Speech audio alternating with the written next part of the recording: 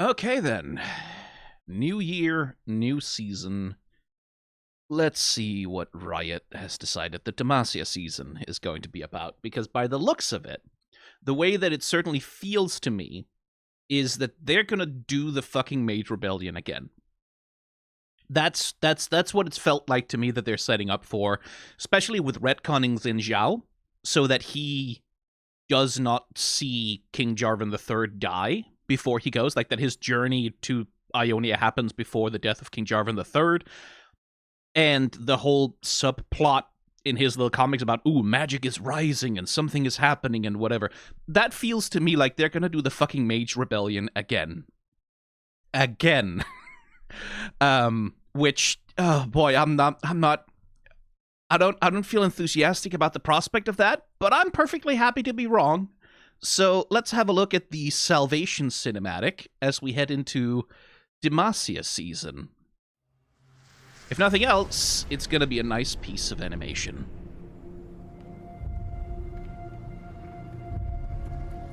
Okay, so Lux then. All right. And that's Garen.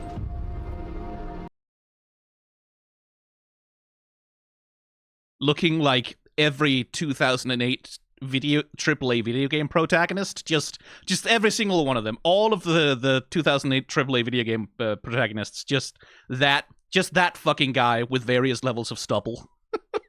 I do like his outfit though. His anatomy looks a little bit odd, but that's not a criticism. I do like the outfit though. I like the sort of casual fit with like the big broad shoulders there. I kind of like that. So, character establishing moment, right? It's like Garen, he's strong, but also he's a good leader who cares for his men. I wouldn't put too much stock in those guys surviving, since we don't see their faces, and that's usually a move you pull. From a character design perspective, if you want to kill off a whole bunch of people and not have the audience feel too bad about it, just helmets that obscure their faces, and you're good. So if there's any fighting to be done, I would assume that these guys are going to be going down, to prove how, like, it's the Star Trek Away team thing, right? Like, where there's a bunch of red shirts and they all get killed to show how dangerous the thing is. That's not necessarily, I don't necessarily know that for sure, but this kind of setup feels like that. Oh, hey, Morgana. So, again, if we're doing the Mage Rebellion again, if we're taking that shit from the top again,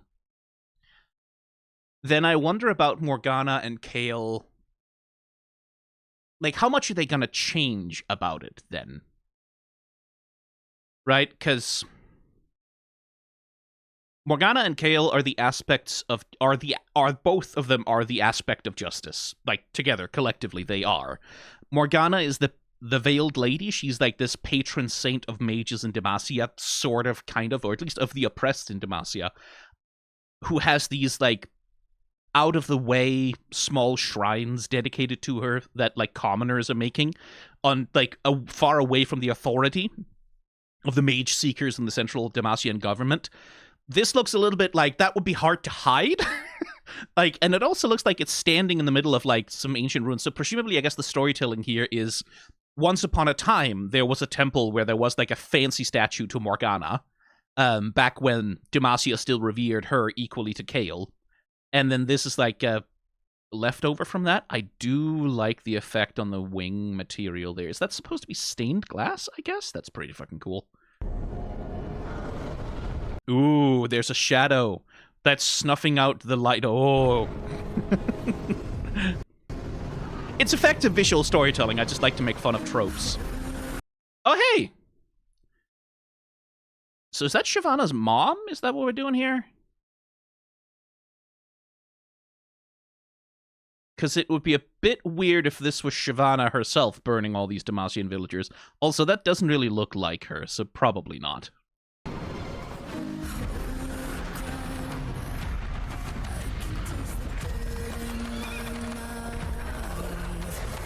Oh, hey! The spirit creatures. Cool. Oh, fuck.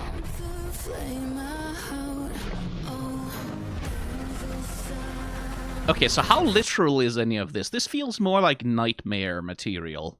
This feels like we're gonna end with someone waking up having seen this as a prophetic vision of sorts.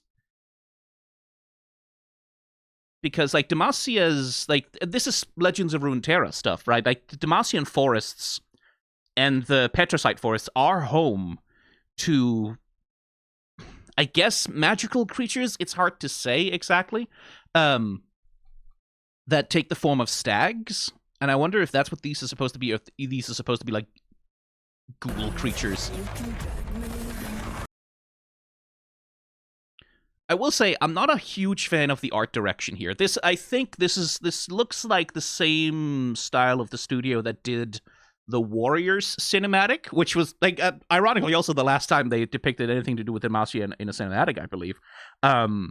And I've never really liked the art direction that they use. It is a little bit too much grounded and realistic in its approach. And I wouldn't, again, realistic with large air quotes, not realistic, but naturalistic, I suppose.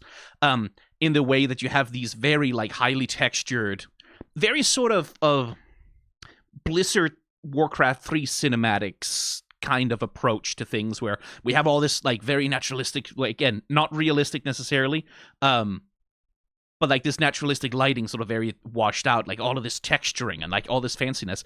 And then you have characters that exist within this environment that sort of straddle a middle ground, right? Between... have I set the fucking sequence correctly here? Hang on. I have not. Okay. Excuse me while I...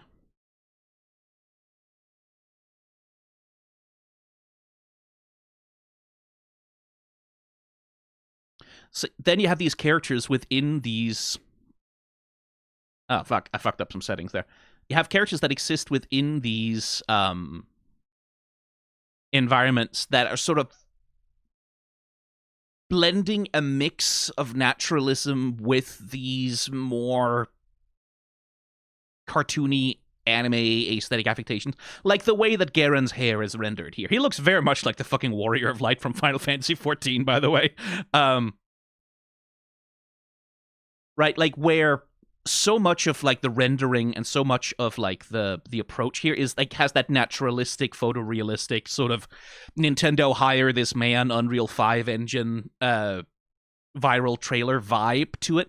But then there's elements of it, like the elements, like his hair here, the way that that's just sort of sits on his head like a helmet, that clash with it a little bit. And the more fantastical elements, I think, I feel a clash, right? Like, not a huge clash, but I feel a bit of a clash between the highly naturalistic rendering that they're going for here. And who is Garen getting ambushed by here exactly? That they're going with versus what League of Legends actually is in terms of its sensibility and its design aesthetic, which is, like, it has grown more and more anime over time. It has sort of like inched its way towards something a little bit more realistic, but it's not this. Right, League of Legends aesthetic is really not this. It is a cartoon. It is a larger-than-life, heavily stylized universe. And for me, I just always feel a bit of a disconnect between the aesthetics of a cinematic like this versus... Oh, hey, Sona. Versus something like for example, the visual style of Fortiche, right? Like, Fortiche have this painted style, where the whole world is like a moving painting that they're making with, like, this very highly stylized approach to things. I think Fortiche, like, part of the reason why Arcane was so fucking good is because Fortiche's style suits the cartoony stylization of something like League of Legends better than this does.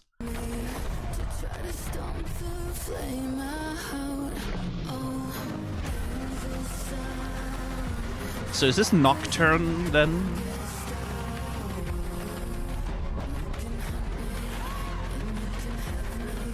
It doesn't look like the kind of shit that Fiddlesticks would pull.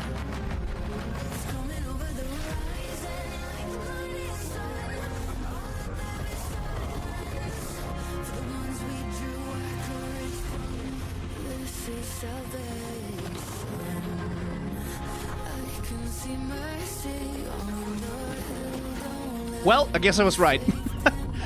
And I guess it's Noxians attacking there with blood magic. Hey, Shyvana, there you are.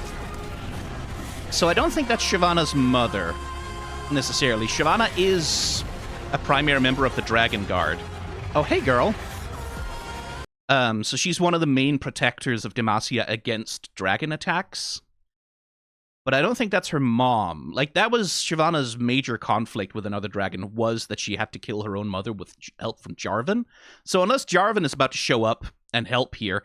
But the thing is, like, Shyvana's mom was never coming for civilians, at least in the story as it was told. Presumably they'll make some changes with the update that they're doing. Shyvana's mom was never coming for civilians. She wanted to kill Shyvana specifically. Like, it was specifically, my child has been corrupted by humanity in some way, shape, or form. We don't really get insight into Shyvana's mom's state of mind, really, except that she's like, I'm gonna kill my kid because of some dragon reasons or whatever. And Shyvana ends up getting the help of Jarvan and a detachment, I think, of scouts to kill her. So maybe this is more just any given random dragon. Also, where the hell is this taking place, by the way? Where are we in the mines of Mordor? Where is this?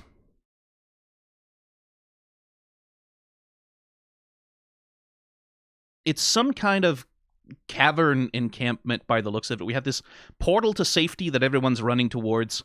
But where is this, inside of a petricite tree or something like that? What is this space? It can't be. Like, none of them are that big, surely. So it's like a cave. I guess it could be a mage hideout. Again, if we're doing the fucking Mage Rebellion again, I guess it could be a mage hideout, because like I do remember in the Mage Seeker game, which is still very good, and people should play it, that there is like a cave hideout that they hide in at one point, and it would be a likely place for mages to sort of hide, but none of them are protecting themselves with magic, so who's to say? I wouldn't take Shyvana's appearance in this cinematic as too much of a guide to what she's actually going to look like in-game, but I would like it if her dragon form is, like, real fucking tanked up and beefy in-game, rather than the very sort of spindly, skinny little wyvern thing that she is right now.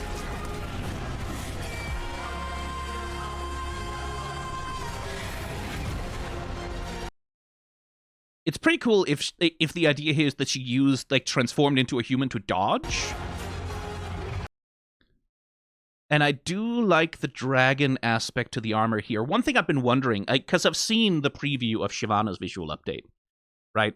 And I'm not passing judgment on it yet. I do need to see it moving and, like, the full decide of really seeing, like, the hips up sort of shot, which is, like, I think from Riot's media center or whatever, from, like, their media outreach platform.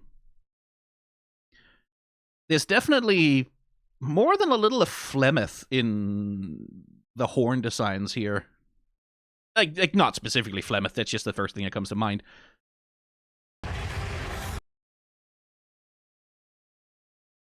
What I'm curious, like, the thing that's interesting to me about Shyvana is the ways in which they make her visibly and undeniably inhuman, right? The ways in which she is unhidably magical in nature. Again, because that's one of the central tensions of Shyvana, right? Like, at least in her original story, she's this kid who was raised by her father who stole her as an egg and who's been on the run basically her whole life and has lived apart from civilization basically her whole life, has always felt an outsider. Jarvan comes along, he's like, holy shit, dragon mommy. And understandably, is like, girl, you should come to my house and live in my court, and then, like, we could be friends and we could hang out and you could step on me.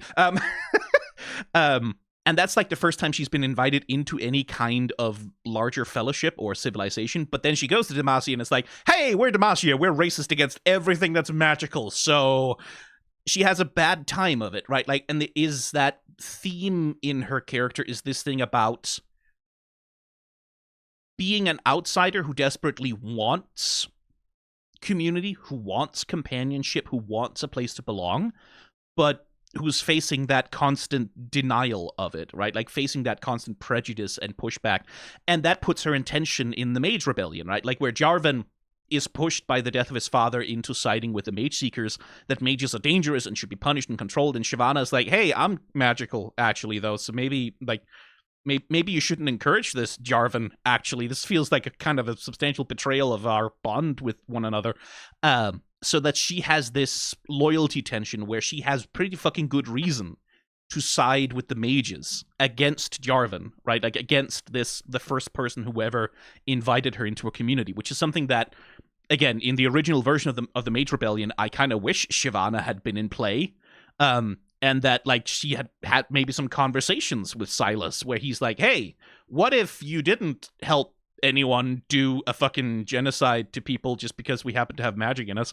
And she has to grapple with that for real, right? Like, which is something Riot never did. Like, they sort of gestured at it lightly with the Ruination, but the Ruination itself was kind of a huge fucking flop on the narrative side, where it's like Shyvana is ruined by Viego, and the hook that he uses to get into her head is this insecurity, this fear about being an outsider and about seeing Demacia persecute people for being like her, and like this sense of being a monster who can never be redeemed. That's Viego's hook into her mind, essentially. Which, like, oh, okay, cool, but then the skin that they made for that is the most human-looking version of Shyvana ever, which is like, motherfucker, pick a lane, would you, please? So, like, when I sound annoyed that they're doing the Mage Seekers, like, the Mage Rebellion storyline again, it's not because I thought the old version was so good, like, flawless, amazing, great, whatever. It's because I don't think they're gonna do it any better. I don't think Riot, as they are right now, with the approach that they're taking right now, are going to do anything of a better job of the Mage Rebellion. I really, really don't. That's why I'm annoyed by it. Also, just because motherfuckers have a new idea, would you? I think it is, like, going back for a remake of the Mage Rebellion, which was relatively so recently.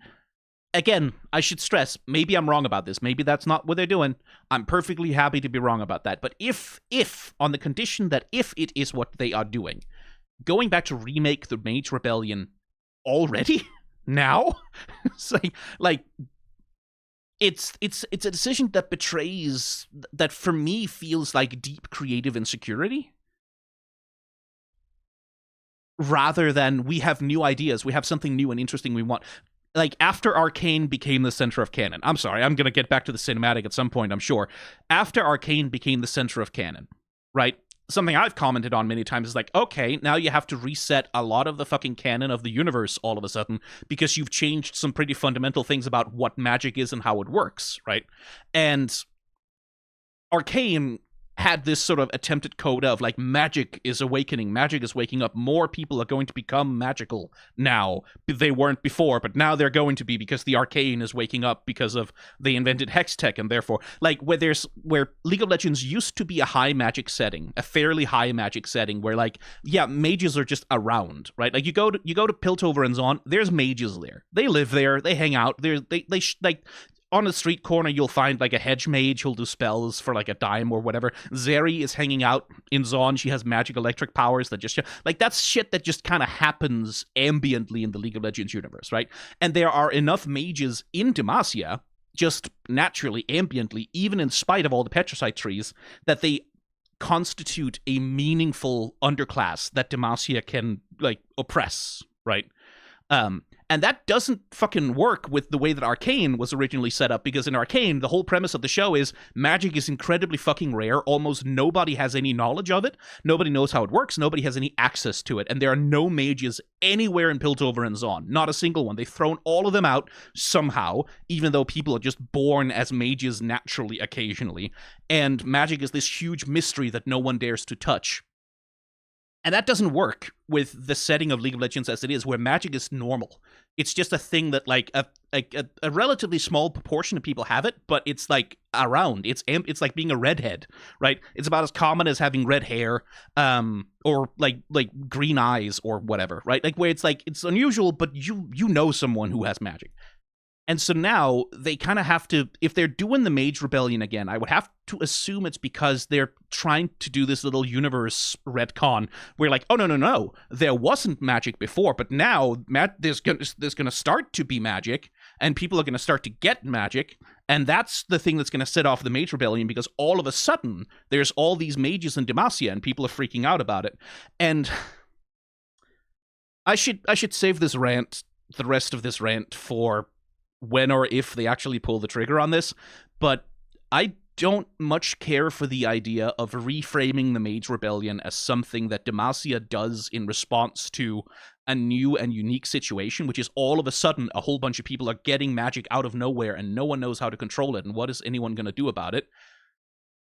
Rather than, mages are natural and normal, they've always been there, they have always been part of society, and Demacia decides to oppress them for political reasons, because those are two very different stories, where either magic is this crisis that has all of a sudden emerged and everyone's sort of scrambling to deal with it like it's a plague or whatever. That's one thing.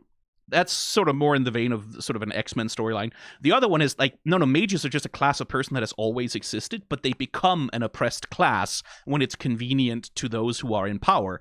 That is more interesting to me, also more current and more, like, real to how that kind of thing tends to happen in the real world, and of course also more politically risky in the current media environment that we exist in, which might be why they're deciding to go back into this fucking retcon. I don't know, probably not. That's a little conspiratorial on my part, but whatever. Cinematic.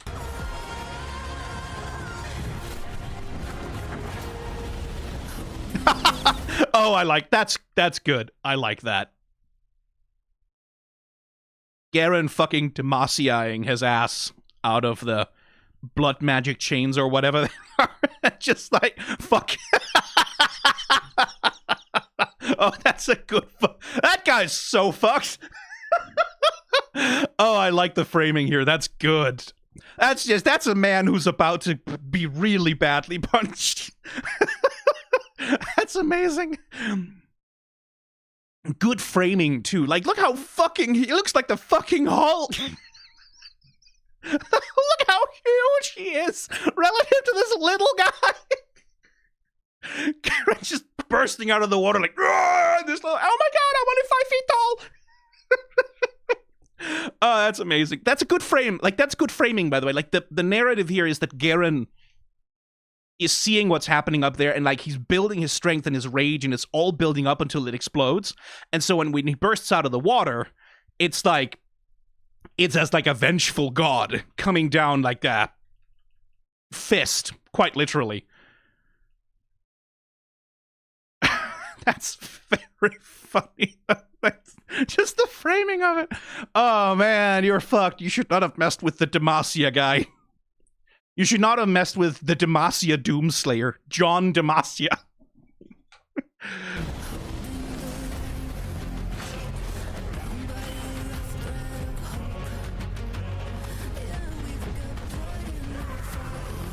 Ooh, hello. Yes, this is what I'd like to see. Again, I don't take this as much of a guide as to how she's going to look in-game or in other extended media. But this, like, the scaling, the fact that the horns are just a part of her head. Like, again, this thing of, like, Shyvana has transformation powers, right? How human can she make herself? And you can play with things of, like, she can turn herself into something that looks almost completely human, but it's, like, uncomfortable or painful because she has to suppress parts of herself very actively in order to fit into human society, and that's, like, painful and an unhappy thing to do. You can play with shit like that. So this, like this partial transformation shit, I'd rock with that.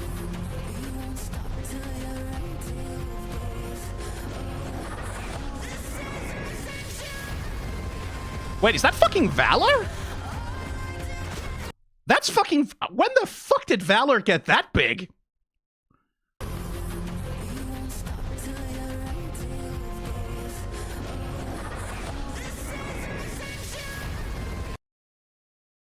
When did Valor get big enough that he can, like, kick a dragon in the face? Damn, dude. I mean, they did make him a lot bigger for Legends of Runeterra. Like, he did gain, like, a couple of feet of wingspan there. So I guess they're just maybe amping it up a little bit more. He is supposed to be able to carry Quinn, so it makes sense. It's just, he's not that big in-game.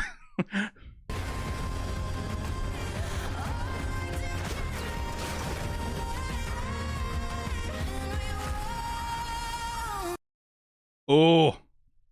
Oh, I like this framing as well. This compliments to the cinematographer there.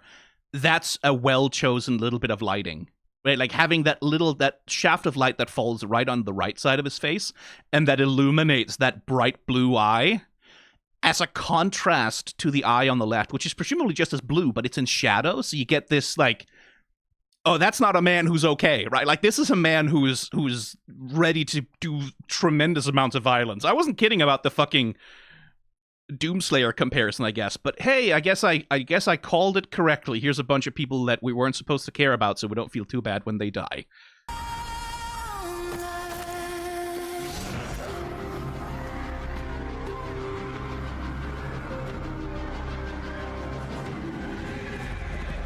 I do like this representation of Sona's power as fundamentally defensive. I do like that. I think that's pretty cool. It is still funny to me that that Sona is still just Hatsune Miku. Like that. They just kept that. They just kept that. Her original design was inspired by Hatsune Miku, and we see no reason to change. Hatsune Miku is in League of Legends, kind of. That's just where things are. Again, not a criticism. It's just funny. And again, we talk about this aesthetic clash thing, right? Because Sona is based on an anime character. She's always been a very sort of anime waifu-esque sort of character. I believe she is she supposed to be Ionian in the lore, or is it something I misremember from an old version of it? She was an orphan once upon a time. That's how she came to Demacia with the Etval, which I believe is supposed to be an Ionian instrument at the very least. But this aesthetic convention, right? Like with the big twin tails and the huge like metallic hair clasps and the way that she's generally put together, it is a little bit of that anime character thing, and it's a little bit like seeing Hatsune Miku in Dark Souls, right? Like, well, not even in Dark Souls. It's like seeing Hatsune Miku in Game of Thrones. Like, to have Sona here, sitting here playing her anime bullshit songs in the fucking Game of Thrones universe. It's, again, Fortiche, their painterly style, right? Like their style that has the elements of like not hyper stylized in the way that like anime would be or a cartoon would be, but like stylized enough that it feels like heightened. I think just fits League of Legends as a whole better. I would pay good money to see what Fortiche would do with Sona's character design. But I do like this representation of her power as like something that's fundamentally defensive, right? Because that is Sona, at least in the way that she thinks of herself. Sona is very much like that in her own mind, right? Like her power is about creating connection, safety, like community, rather than being something that's used offensively, which again fits her as a support as well. But like good representation of her aura power. Anyway, Lux, do you want to shoot a laser beam at those guys at some point, maybe?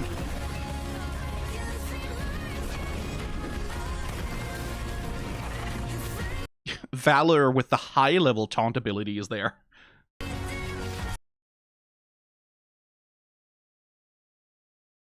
Quinn with full face of eye makeup there, I guess. Which, oh my god. Quinn is... So, if you've read the Demacia novel, Garen First Shield, Quinn shows up in it a little bit, and part of the point of Quinn is that she's someone who's just most comfortable being away from civilization, right? She's most comfortable out in the wilds, traveling, scouting out the world, like walking through the mountainsides of Demacia in company with her bird. She's a ranger, right? She's someone who, like, very specifically struggles a little bit to fit in within the social group of, like, the Dauntless Vanguard, where Garen is, like, the leader of. And it's one of those character design things of, like, we have this default in character design, this unquestioned default that's just always there, which is, like, if woman, then makeup, right? Like, if woman, then eyeshadow, like, big eyelashes thing. Like, if woman, then this, right? And it's so annoying because you could absolutely write a scenario in which Quinn likes putting on makeup, like, likes doing her makeup, doing her hair, doing her nails as like a sort of self-care thing, or because she has like it helps her feel connected to something. Like maybe her mother used to do makeup for her, it's a way to remember. Like there are many ways you could write a character like Quinn to have personality component where it would make sense for her to bother to put on a full face of makeup before fighting a dragon inside of a cave. But they haven't done that. That isn't a part of Quinn's character. That has never been a part of Quinn's character. It's never been stated to be a part of Quinn's character. It's one of those default character design choices where if woman, then makeup. Because woman is man, but with extra bits attached to it, right? Like, woman is a man with alterations, right? Like this fucking Simone de Beauvoir, women as the second sex kind of thing, where it's just this unquestioned default that if she's a woman, then therefore the eyeshadow and mascara and makeup. Which, it annoys me. I didn't catch whether Shyvana has any makeup on her. I don't think she did, which I prefer. Because, like, it makes sense for Sona, right? Like, Sona's a musician. She's a performer.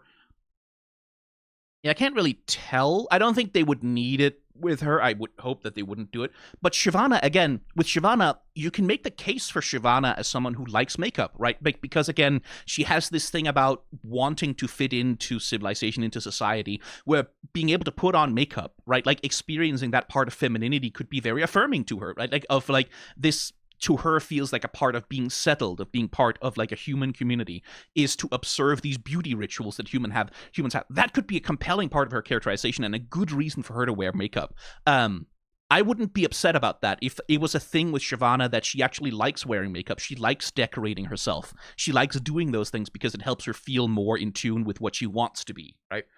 That could be interesting. I don't know if she's gonna be having it on her final model. I didn't really pay attention to it originally.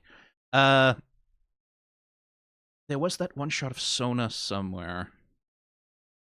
Yeah, because like with Sona, that makes sense. Of course she would be wearing makeup. She's a musician. She's a performer. She's someone who like attends high society balls and who like she has this thing about like putting on appearance.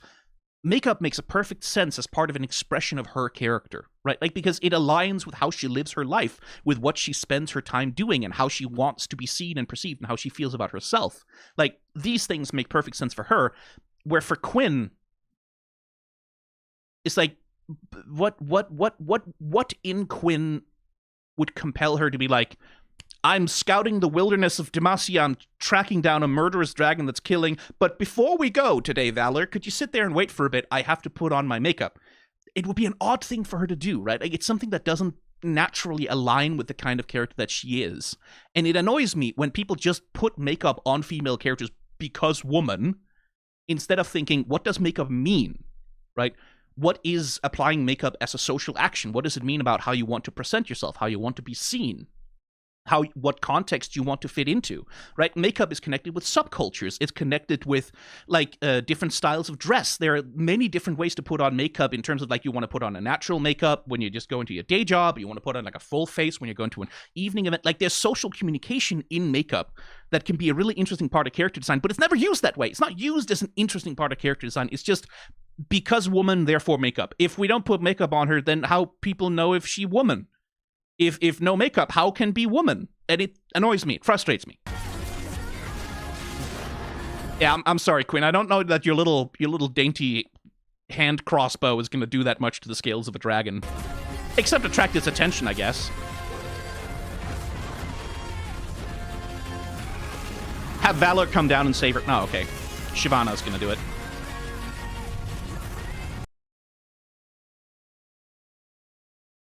This too is Yuri. I'm convinced now this is the new ship. Shyvana, Quinn, wilderness, girlfriends, just hanging out in the wilderness. Yep, this too is Yuri. I am convinced. I like the smirk that's sort of on her face. There's a bird-like aspect to the way that her head is constructed here as well.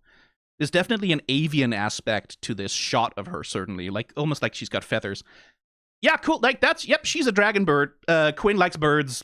They are girlfriends. This too is now Yuri.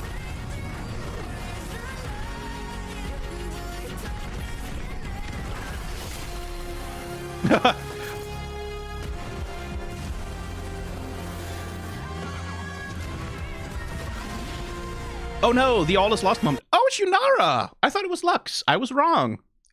So it's Yunara bringing Xin Zhao's broken spear back to Demacia. Because why is she doing that?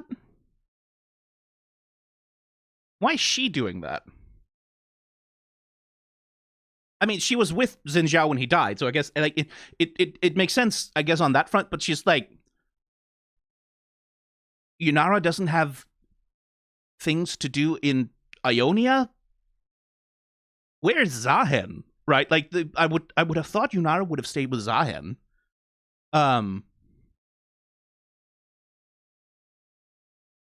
sort of, do her duty of guarding him. The whole point of Yunara is like she was supposed to be there to end Zahen if he showed signs of becoming darkened. I guess she was like, it's more important that I take this spear point back to Demacia, which, like, again, probably also to deliver a warning about, darkness, magic, bad thing happening. You're about to do a mage rebellion. I'm here to tell you. I don't know.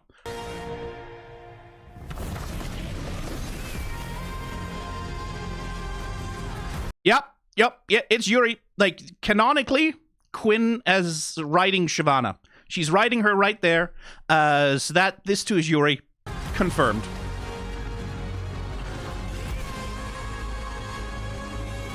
I do wonder, what did she do to piss off all those spirits from the Petricite Forest?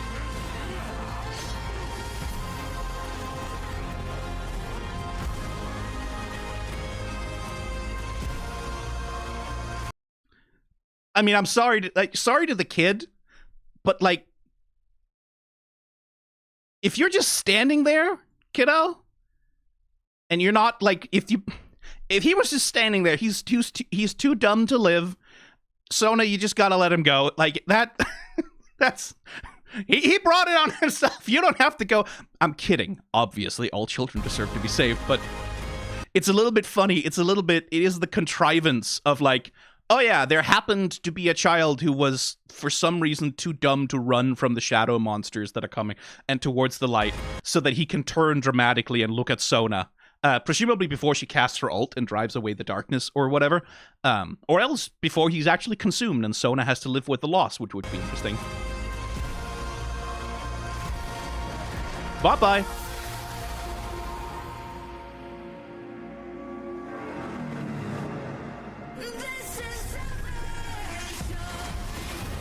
Okay, so that is...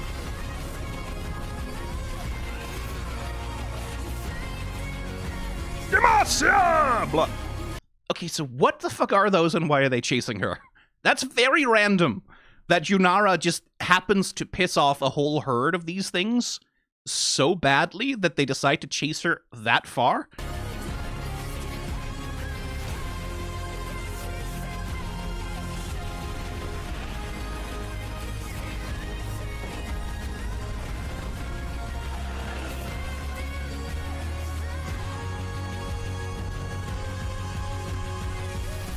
Garen, I don't think that's a very good idea. Hell of a way to do it, Cythria, but pretty good for an entrance. Yep, Yuri. Oh, she's blonde. Hard to tell in the darkness. I like that. I like that she's got like a strawberry blonde thing going on. Demacian dog tags, huh?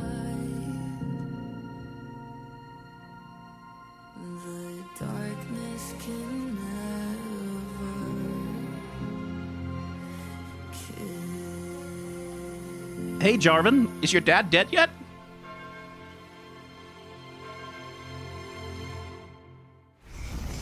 Huh, I guess I was wrong.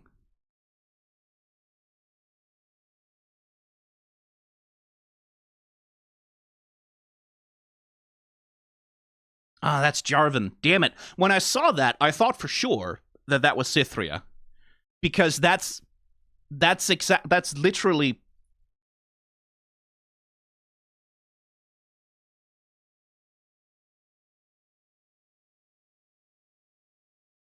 That's literally how she's presented in her Lady of Clouds card in Legends of Runeterra. If I could fucking find the card art for that. Thank you. There you are.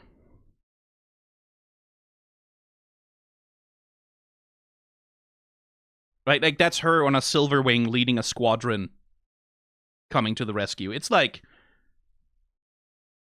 it was a very similar framing, so I was like, oh, cool, it's Cythria, except no, apparently, if I had to take a guess, I would say that this is also teasing a visual update for Jarvan, where they're going to make him into more of a Silverwing captain sort of thing.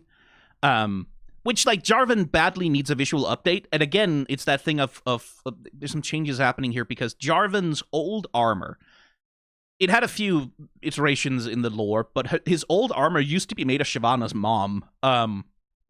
Which, again, I feel like maybe that ought to be a little more awkward between them. But it used to be that Jarvan helped Shyvana kill her mom, and then they carved up Shyvana's mom's corpse, and then that armor became like Jarvan's triumph armor, and that was sort of the explanation for why he looks that way.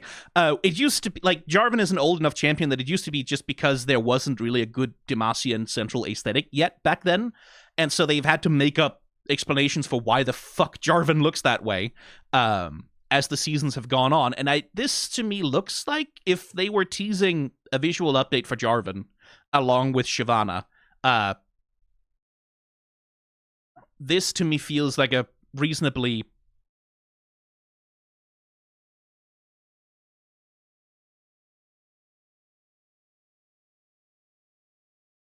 possible version, because that's Cataclysm, right? Like, that's him using his ult. He's doing a Cataclysm. Again, what the fuck were those? Why were they chasing her? Like, what? There's remarkably little context to anything that happens in this cinematic, I will say, where it's like, Yunara is riding through the woods, and then the evil stags want to kill her because of... Anyway, she's riding through the woods, and then there's evil stags that want to kill her, and she has to run away from them until Jarvan saves her because of... Again, why does Jarvan... Like, again, I completely understand why Demacians would show up to help her when she's being chased by demons or whatever. It's odd that it's Jarvan, specifically the prince, who's the one who shows up. That's just the narrative contrivance. It doesn't matter. It's just, there's so little context given for any of this.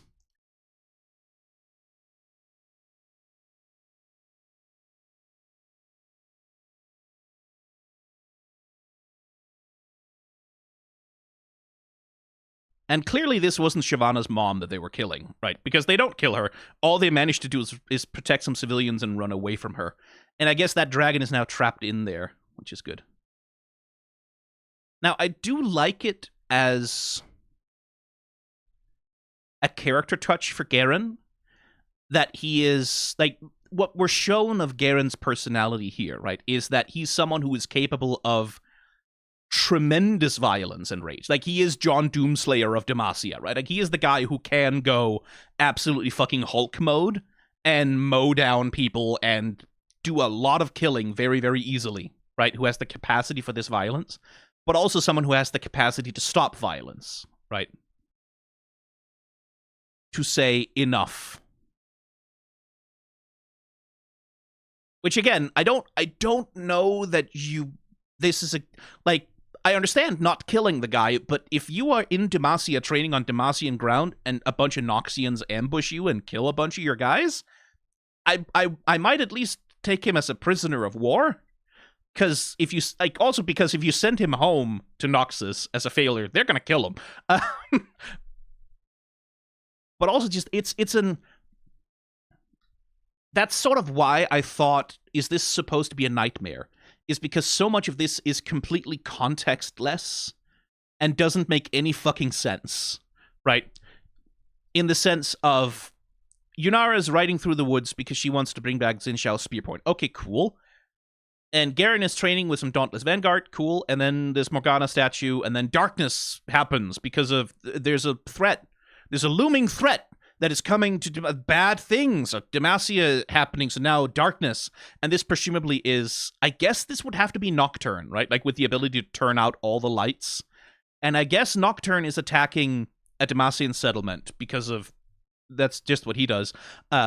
Which, again, sure, Nocturne does do that. But what is the context for this being a part of the narrative of the Red of it? of the rest of it. Also, this, like, inside of a cave, there's a cave and people live there, and then there's a dragon in the cave, and the dragon is killing everyone. Why? Oh, there's a dragon. And Shyvana is there because of, and Quinn also is there. It's okay. No context is given for what the fuck are these people doing here? What is this situation? Why is there a dragon attacking them? Did they encroach upon its lair? Is this just a thing that happens sometimes in Demacia? Is like you'll be just living in a cave, living your best Demacian cave life, and then all of a sudden there's just a dragon that kills you. Is that just a fact of life in Demacia, I guess? As well as this, like, what? Why this? Why are there deer demons in the Demacian woods, and why are they chasing Yunara? No idea. Like, because we know that there are, like, in... I'm looking it up on the wiki right now.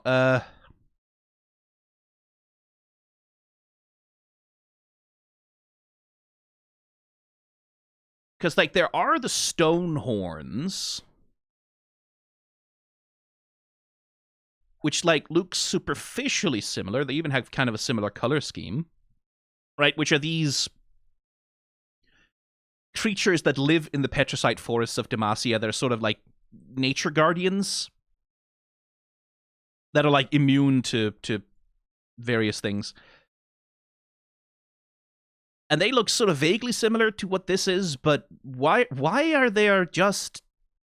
Yeah, it's like, the thing I take away from this a lot is it's a lot of action happening with no context for why any of it is happening, what any of it has to do with any other part of it, right? Like, because, like, Yunara is riding through the forest, bringing back a spear point. She's being menaced by stag demons because of some reasons. And then Garen is training with the Dauntless Vanguard, and they're being attacked by Noxians because of some reasons. And then Nocturne is attacking a settlement in Demacia because of probably Nocturne. We don't really know. Again, we don't even get to see Nocturne. Right? He doesn't actually show up as a villain. It's just some darkness is happening because of... And a dragon is attacking some people in a cave. Because of why, right? And what do all of these things have to do with each other? And the answer seems to be absolutely fuck all nothing, except that these are all dangerous threats of various kinds that the characters can struggle against for the purpose of creating, like, a big, dramatic scene for some champions to do some dramatic sci-fi fantasy battle bullshit in, but with no context anchoring any of it, and no reason to understand why any of it matters. And this is, like, not unique to this cinematic. This is a problem that exists in a lot of these kinds of game cinematics. It's a problem that has existed in a bunch of League of Legends cinematics. Which is this thing of, like, we have this aesthetic focus on, we want to, yeah, big, badass, cool fight scene. Because, why? Because big like, the big, badass, cool fight scene sort of justifies itself. And any emotional context, any character context that makes it meaningful is sort of, like, incidental.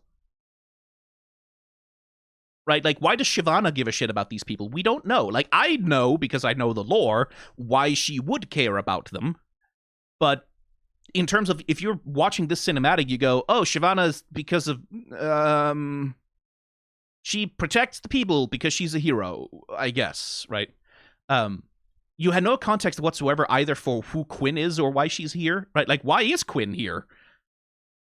What is she doing here? Like there's no establishing shot. There's no context establishing what they're fighting for, what they're protecting, who these people are. Right? It's just there's a threat and people are fighting the threat, and then the threat. Oh, it's dangerous action. Right? And that's fine for a music video, I should say. By the way, like, if this is primarily a music video that's just about, like, some cool drama to set to a fairly boring, loud, swelling instrumental sort of thing, darkness, like, if that's all it is, that's fine. But this is supposed to be, like, the narrative, the cinematic narrative thing that's setting up the season, right? Compare and contrast this with Bite Marks. Well, actually, Bite Marks suffers a little bit from the same problem, but the bite mark cinematic at least has the context of like, oh, okay, this is Mel coming to Noxus, and we have this thing about like the Black Rose is doing all this fucking eyes wide shut Illuminati bullshit that's happening. There's like this threat thing. Like, there's at least some context for who Mel is if you've watched Arcane at all. It's a continuation of the story in that sense. Like, there's a little bit more there. Here, it's just, yeah, it's Demacia. There's threats happening. Some Noxians killed some dudes, and a dragon attacked, and also Nocturne, probably. And demon stags because of stag. Yeah, that's just the thing that's in Demacia, is there's just, if you ride through the woods sometimes, you will just have an army of demon stags chasing you miles away from the woods to kill you because of, again, I can understand the idea that Yunara is riding through these woods and they're inhabited by angry spirits who are like, don't ride through our fucking woods or we'll kill you. And so she's being chased through the woods by the angry spirits. Okay, cool. I can kind of buy that. But then there's like, why is there a fucking army of them? And why are they chasing her that far from the woods? Right? Like, why are they so determined to kill her that they're like, no, fuck the woods. We're killing this girl because she rode through the woods, and we can't have that, so now go forth, my army! Like, kill this one lady because she rode... You see the thing I mean about no context? It's like, okay, cool, the only emotional investment I can form here is that, oh no, she's being threatened, and therefore we want her to not be killed.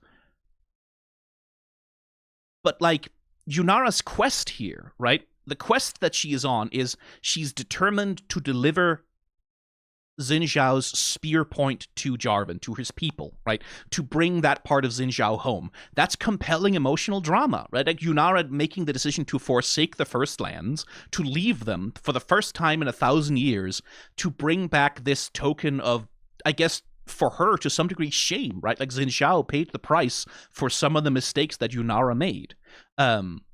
That's interesting, compelling emotional drama, right? Like, where having her riding through the woods and being haunted by her guilt, or some, like, dark visions of what happened and, like how she feels about it, I feel like would have been more interesting, dramatically, cinematically, than just, she's riding through the woods and then monsters attack because of... And she has to run away from the monsters because of... Again, like, why... What's the connection between her quest to bring home the spear point and the threat that is posed by these monsters that are chasing her? Again, if you had a thing of, like... Again, if Nocturne had just been the main villain of the whole cinematic, that might have been more interesting. That Nocturne is the demon of fear. Fear is the primary emotion that's going to drive the persecution of magic and the mages during the Mage Rebellions. So if Nocturne had been the main villain, right? So Yunara is riding through the woods, and Nocturne gets into her head and starts showing her nightmares because she has all this guilt, all this fear, all this anxiety about what Zahen could become, the mistakes she's made, the death that Jarvan took, like that Xin Zhao had to sacrifice himself for her. That's a lot of psychological shit that he could prey on Yunara with, right? And then Nocturne is assaulting, like, the little Demacian town, like, fuck it, where poor Sona is trying to deal with it. And then rather than... It would have been more interesting if, rather than fighting a dragon, Shyvana and her fire and, like, Quinn had to deal with a Nocturne attack on, like, a city, a little town inside of a cave, a place which is full of shadows. That might have been more interesting if there was, like, a through line of, like, oh, the main villain here is fear, right? Like, the main villain here is nightmares and fear and uncertainty and darkness, right? Like, this fear of the future, this fear of what might happen, that might have been thematically more interesting for all of the characters to be struggling against the same thing, right?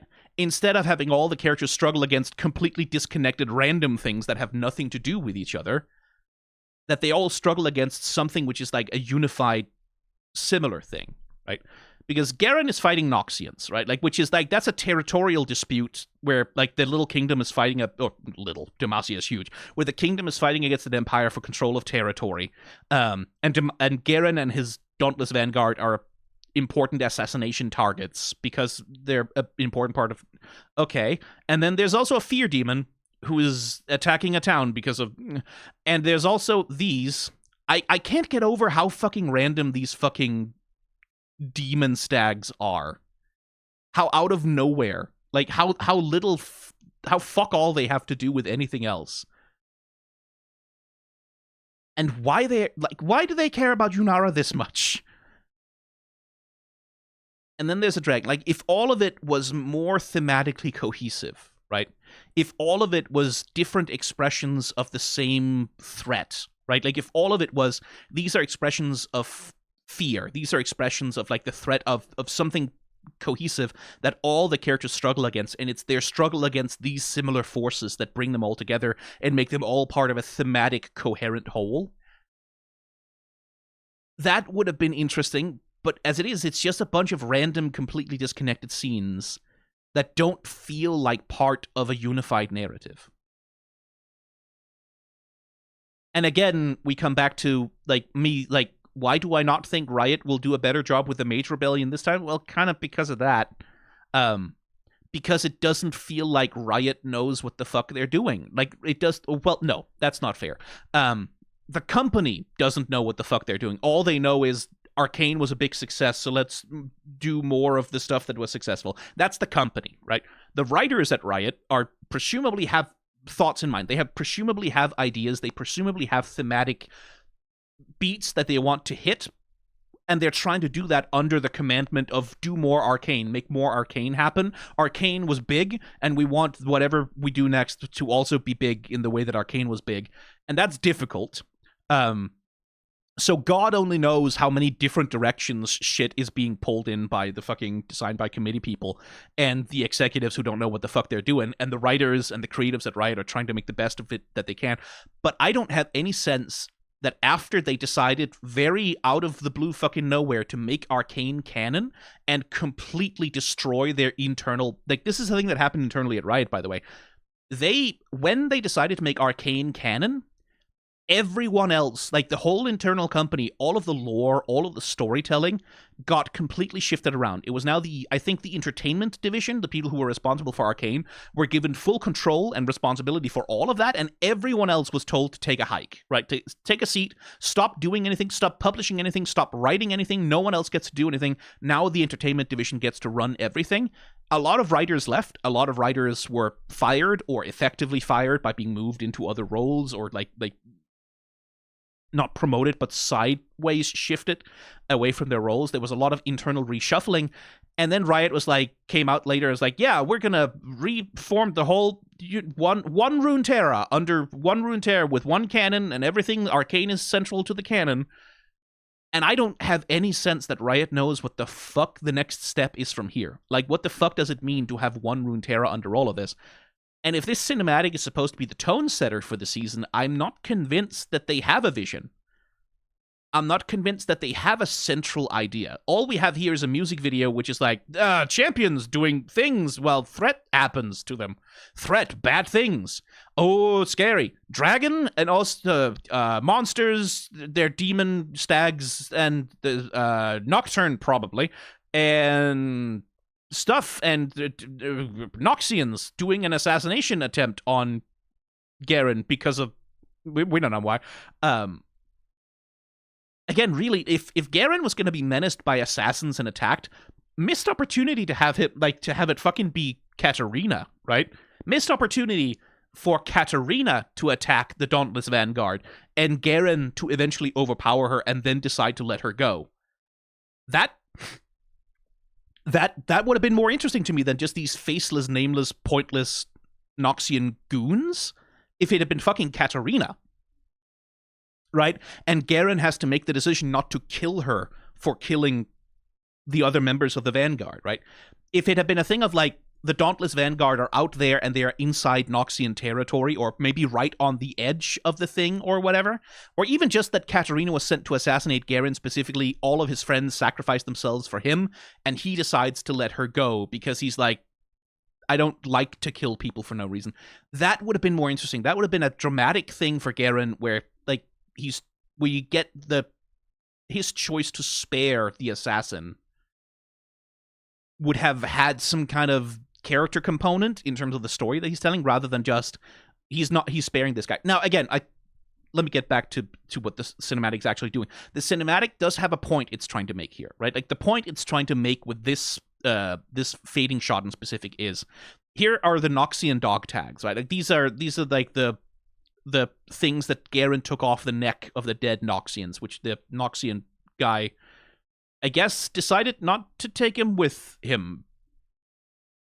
So Garen is now, and Garen, the cinematic makes a point of, these are the same, right? Like, and that presumably is why Garen spared the soldier, right? Like, from the perspective of, that's just a soldier carrying out their orders.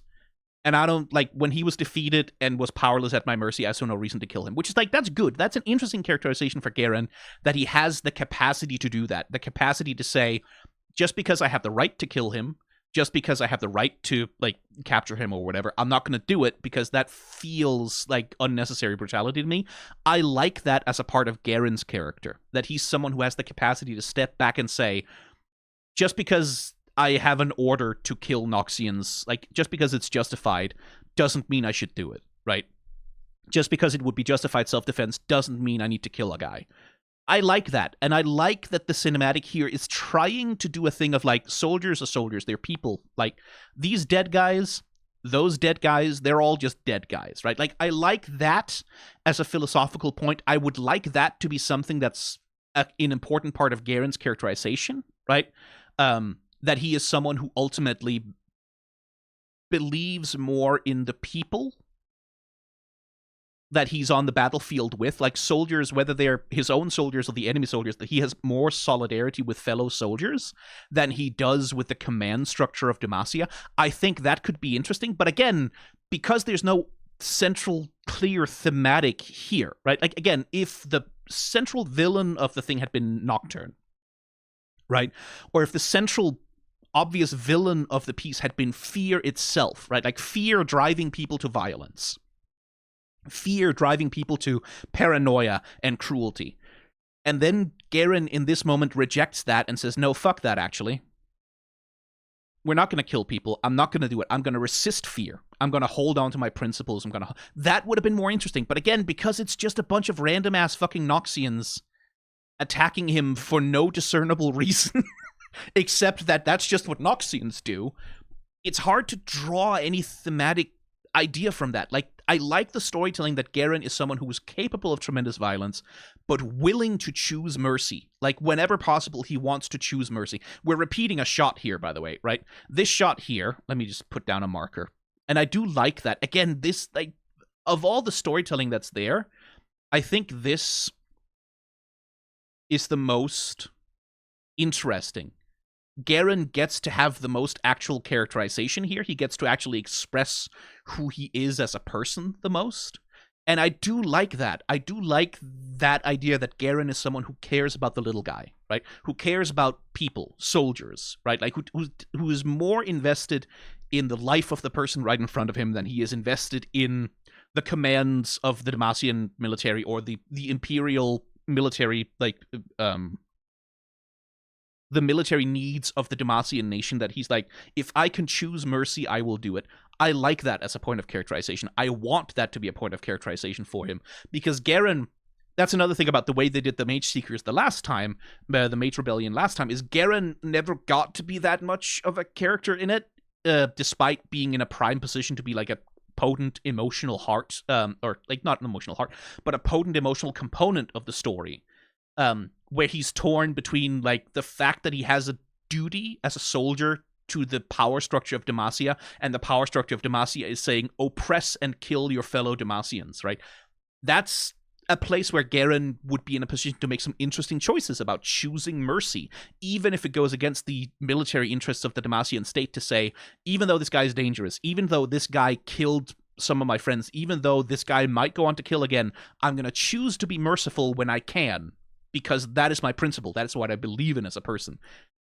It's hard to draw that out, though. Like, I'm giving this cinematic all the grace I possibly can, and, like, all of the benefit of the doubt, that's what they're getting at, is that this is an interesting, important part of Garen's characterization, rather than just because the rest of the cinematic doesn't support that. Like, the rest of the cinematic isn't about this conflict, and it's not about making those choices, right? Shyvana and Quinn defending a bunch of Demacian civilians against a dragon in a cave, because why were they in a cave? I kind of can't get over that. Why were they in a cave? Why were they living in there? Why was there a dragon in there? Like, what the fuck even happened there to make this situation come about? But again, there could have been that interesting choice about, like, mercy, right? Like, where instead of... Because the narrative of Shyvana and Quinn's fight against this dragon is the dragon is the oppressor, right? Like, we have all these normal little tiny civilians running away from it, and it's just raw flames, fire, kill everyone because I'm a dragon, I guess. Not for any reason, just because I'm a dragon, I'm just murdering these people.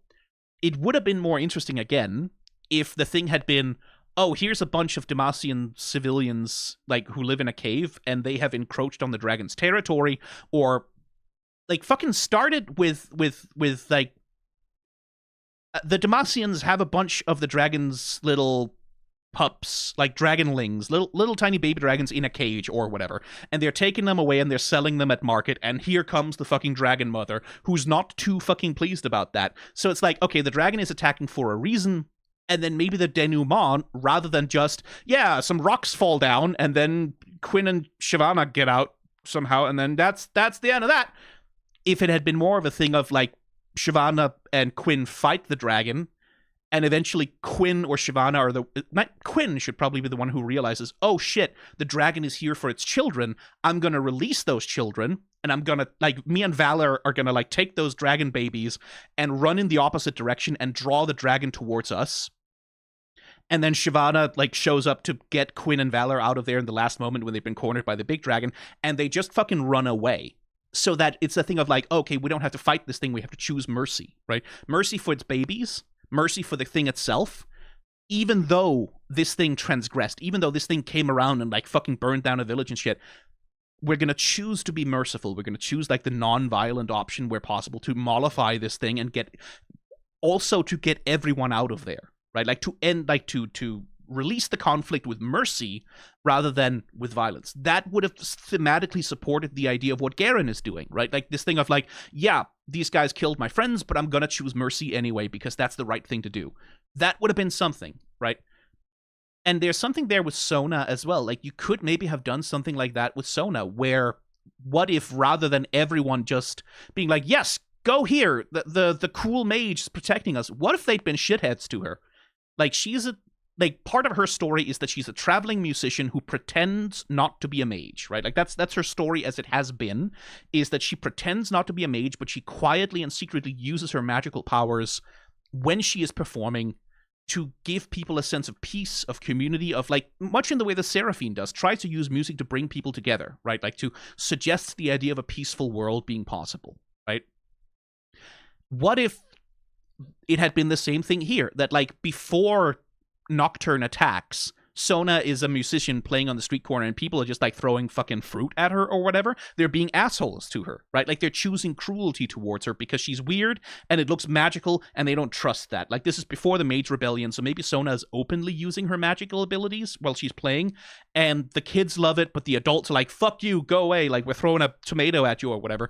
And then when Nocturne attacks, even though Sona has every opportunity to leave these fuckers out to dry, rather than it being some random kid who's just standing on the edge of the shadows because of he's stupid, I suppose, what if it had been the same people who were throwing rocks at her, right? Like, some people running away from the shadows, and it had been this fucking family of assholes who've been throwing fruit at her and calling her a piece of shit. And even though she would be justified in saying, I mean, you chose your fate, fuck you, you're gonna die, she still chooses to, like, do the full fucking ultimate burst to save them, because she's choosing mercy, right? Even in spite of justified fear, even in spite of justified, like, then you have, like, a central theme, right? Like, you have a central theme that the whole thing can follow, and then all of that would end up supporting Garen's final moment here. And I don't really know what you do with, like, and again, if then the theme of this cinematic could be, like, characters battling against and overcoming fear and choosing mercy anyway, And that could dovetail with, like, Yunara finding the strength because she remembers Xin Zhao's care, his mercy, like his good qualities, that she finds the strength to reject the influence of Nocturne and push him away, and she arrives at the Demacian court and, like, hands over the spear point. And rather than her fighting a bunch of, like, fucking demon stags that want her dead because of no reason, that it's like, okay, she's struggling with herself, she's struggling with Nocturne's influence. And it doesn't have to be Jarvan doing a cataclysm on some fucking randos in the middle of nowhere. Then there would be a theme, right? Like, then there would be an overarching theme that, like, has a central valence that you can sort of point to. But here instead, like, Yunara handing over the spear point to Jarvan, who, oh boy, I didn't say this when he first showed up, but he looks kind of shit. That's not... What fuck, dollar store Timo ass Aragorn. He really is on some we have Aragorn at home shit in this character design. Why is, like, oh my god, okay, yeah. He looks too old. Is really my main thing. He looks too old. Jarvan, if this is Jarvan the Fourth, and if it's supposed to be Jarvan the Fourth, he's supposed to be young. Like, that's kind of the whole point of Jarvan, especially during the Mage Rebellion, is that he was made king before he was ready because his dad was murdered brutally. And he's thrown into the deep end without being ready, without ever having had time to find his feet. He's not fully a man yet. Like, he's a young man who's right on the cusp of being ready to be a monarch, right? He's like in his mid-20s, maybe, something like that. That's kind of part of the point of Jarvan, is this combination of like youthfulness and naivete. So if this is supposed to be Jarvan the Fourth, which it would have to be because Jarvan the Third is still alive, that's too old. This motherfucker looks 44. Like, he... That's too fucking old, man. Like, Jarvan should not be older than, like, the very start of his 30s. And again, it's this fucking Warcraft-ass... Again, if not for the long hair, this Jarvan here looks every bit as much as like, every 2008 video game protagonist you've ever seen. If not for the long hair, it's the same fucking face. Yeah, I do not like, I like the armor a lot better. Like, Jarvan in anything other than the fucking Shyvana's mom armor is an upgrade, but this dollar store Aragorn bullshit, that's not the vibe. That's not the vibe. Like, he has to be young, he has to be a kid. He has to be a kid who's trying his very hardest to be an adult as fast as possible. The armor's fine. It's not really champion material. Like, it's not... I don't think this is interesting enough to be a champion character design. But again, he's not king yet. He's just the prince. So as king, presumably he would get a cooler set of armor. You can just update that. But it is definitely more Demacia. Like, it definitely looks a lot more like he's actually from fucking Demacia, where he's supposed to be from. So that's an upgrade, but this fucking Aragorn from Sheen, I'm gonna keep saying it, I'm never gonna let up on that shit. They're trying to do Aragorn so fucking hard and falling so fucking hard on their face. What is this? What is this supposed to be? Oh my god, shave that man. Like, cause it's not even like he's stubbly because he's forgotten his, like, there's a fucking, he has groomed himself. That's not 5 o'clock shadow. That's... Oh my god. Okay, well. Oh well.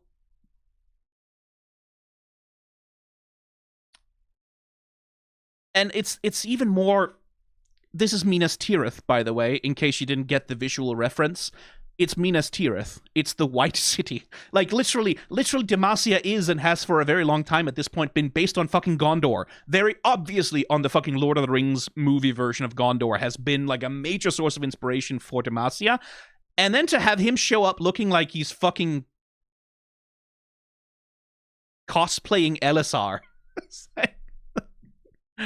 Like, oh no, that's, again, this thing of, like, I don't think Riot Games as a company knows what League of Legends is. I don't think they really know what Runeterra is. I don't think they know how it's unique or interesting. It doesn't feel like they have a vision for why Runeterra is supposed to be special.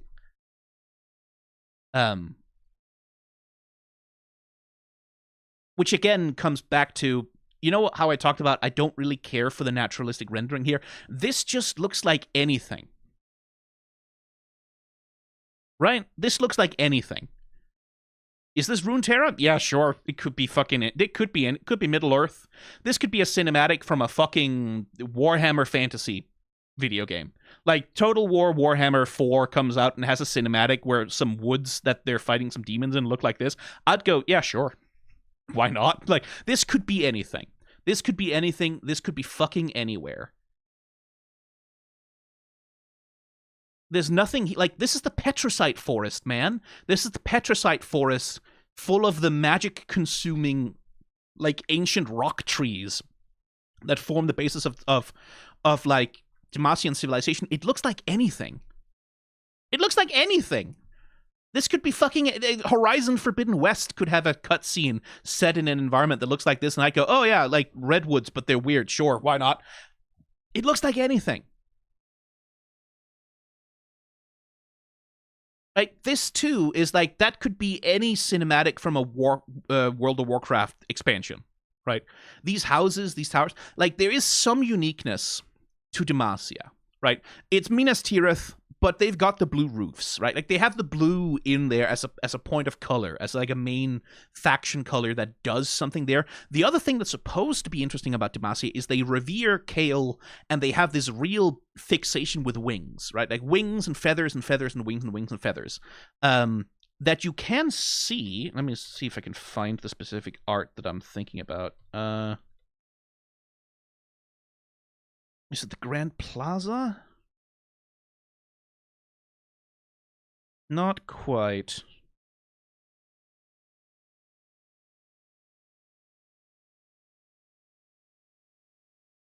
But you can see it in their architecture in a bunch of the concept art for Demacia.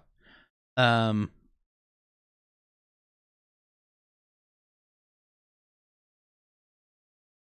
see. This one, I'm gathering up some pictures to show you.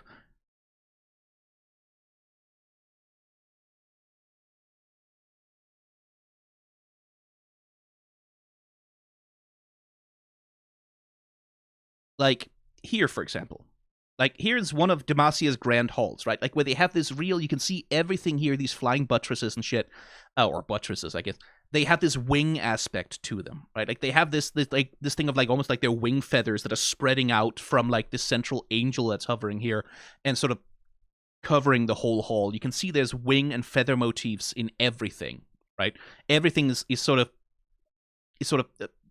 oriented and organized around this idea of wings. Like, even here, you can see, like, that shape that you'll see on Galio, you can see it here, the way that these other constructions sort of drape down from it like wing shapes. You can see that's everywhere. This bird motif, this wing shape, this angel motif is everywhere in a lot of the concept art. And then you look at it here, and it's like, oh, okay, it's kind of there. On the figure up here, this is Kale, or this is the aspect of justice, but it's a representation of Kale, essentially the winged protector.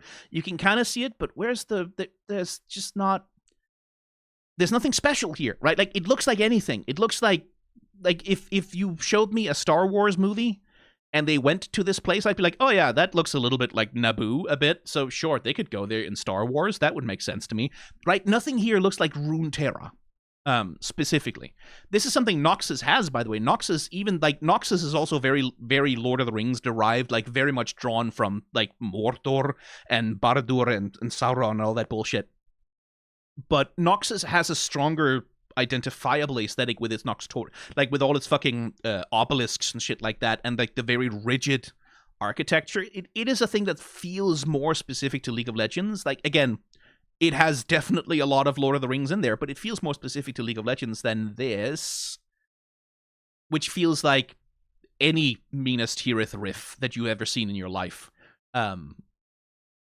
Where's the wing motifs? Like, where's the shit where you have a tower and it's just got wings on it because the Demacians have a deep fascination with wings, right? Like, where's the carved wing motifs? Where's any of that? It's... Yeah. It looks like anything. Right, which is where a more heightened aesthetic, right? Because when you watch Arcane and you see Piltover and Zaun, No, that shit looks like Piltover and Zaun. That looks like that.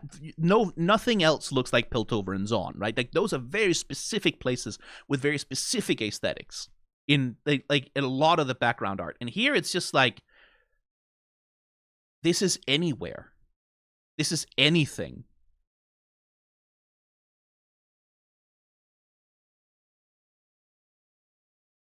And I don't care for it very much. Like I think they should be less afraid to stylize and to heighten things and to live in a fantasy world rather than trying to live in this.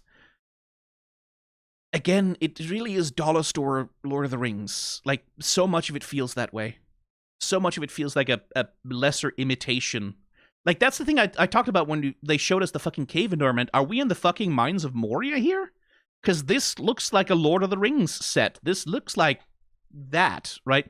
Rather than feeling like specifically this is Demacia, this is just any fucking cave in any fantasy video game. And it's a pity, because like there's some cool shit happening. Like this lady's skirt, right, has a little bit of that. Could maybe have a little bit of that wing motif in it, right? You can see the Demacian colors being highly represented, like the white, maybe not so much the blue, but like there could be something there. But I just, yeah. It looks like anything, man.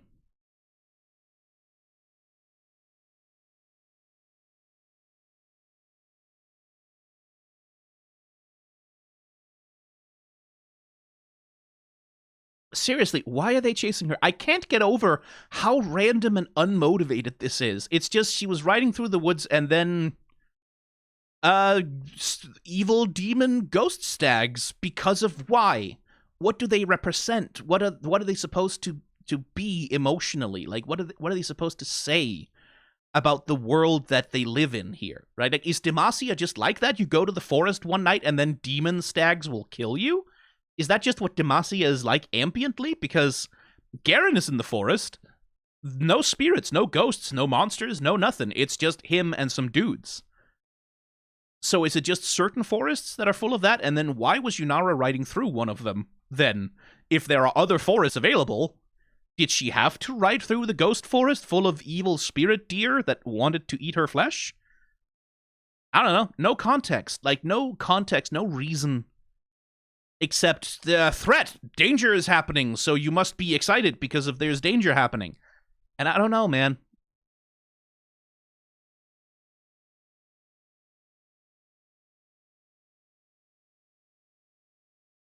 I did download this thing in like 4K, but it feels...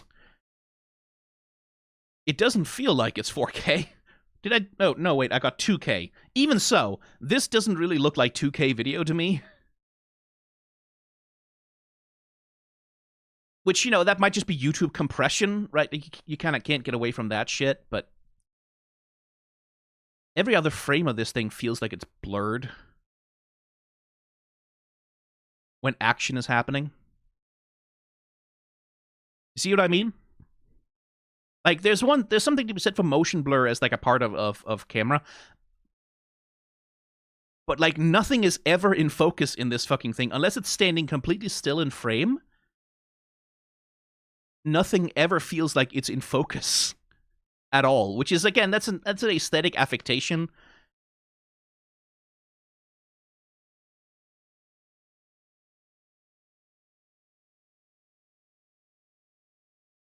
Yeah. Yeah, I think my final review is I liked the bits with Garen. I thought they looked interesting. They did some character work for him. They expanded something about who he is as a person. And then everything else was just, here's an action scene happening with no context for no reason that you have no reason to care about. And also, we're sort of following up on the storyline with Zhao where he's dead, because Yunara is here to deliver his spear point. Because, and again, you can sail to Demacia from Ionia, you know? It's like, that's what most people do. So why was she riding through the forest alone at night? Why was she alone also? Like, why no one else from Ionia wanted to come with her? From the Kinku? Just her? I guess. Again, it's not a problem. It's not like a bad thing that Yunara decided to go alone, although, God, as an anime as character, she does clash with the Game of Thrones aesthetic. It's not a problem. It's just we don't get to see any of it. We don't get any context for why we should give a shit about Yunara's quest to deliver the spear point. How does she feel about it? I don't know. Is it an obligation? Is it because she cares about him? Is it because she feels guilty? I don't know. The cinematic isn't interested in telling us. How does she feel about it? Why does she care about Zhao? Like, is it guilt? Is it admiration? Is it love? Is it a curiosity to see the world after 1,000 years being sealed away as, like, the maiden in the spirit temple guarding Zahen? Like, that would have been fun and interesting to know something about why Yunara gives a shit. But the cinematic isn't interested in that. It's not interested in telling us why she cares. And so I struggle to see why I should. Also, I just don't like the way they handled Zhao's death anyway, but that's a separate fucking video. If I ever decide to make it, maybe I will. Maybe it's maybe I will. Maybe I can't resist. But that was Salvation. Again, the title, right? Like, you would think the title would be a guidance towards, like, what's the theme here? It's Salvation is the theme. Oh, okay. How? Like, where's the salvation here? Like, I can kind of see salvation with Garen, right? Like, salvation with Garen and the soldiers of, like, he chooses mercy even when he doesn't have to. That's salvation, kind of. And Yunara is saved by Jarvan, so therefore salvation. And Quinn and Shyvana are saving the villagers, therefore salvation. But the story, like, this is another thing, by the way. Quinn and Shyvana, like, fight to within an inch of their lives to save these villagers. But then at the end of it, it's just, oh yeah, they just are here. Yeah, they got out. The villagers? Who cares? Like, the cinematic doesn't give a shit. Like, the whole point of Shyvana and Quinn fighting the dragon is because the dragon is killing villagers. It's killing people. But the cinematic doesn't give a shit about those people, right? Like, their fear, their pain, their suffering, that doesn't really matter. Who gives a shit? They're not here at the end to, like, say thank you or to be waiting out there or to be present. Like, what are their reactions? How do they feel about anything that just happened? The cinematic doesn't care. It doesn't care because they are not important. It was just an excuse to have an action scene happen with Quinn and her full face of mascara for some fucking reason. And again, I very much approve of the Yuri. I want ship art on my desk by 5 o'clock tomorrow. Get out there and get me some pictures of this ship, Peter Parker. But do they matter, the civilians? No. No one cares. They don't really matter. In the same way that, like, even here with Sona, right? Like, do the civilians matter that much to her? A little bit, I guess, but there's no other character in Sona's bit here. Like, the child gets to be a character for a quarter of a second because Sona uses her ultimate to try and save him. But outside of that, how much does Hatsune Miku care about these people? How much do they care about her? How do they feel about each other at all? The cinematic doesn't care. And again, so why should I? Right? Like, why should I care that Sona saved these people? Why does she care?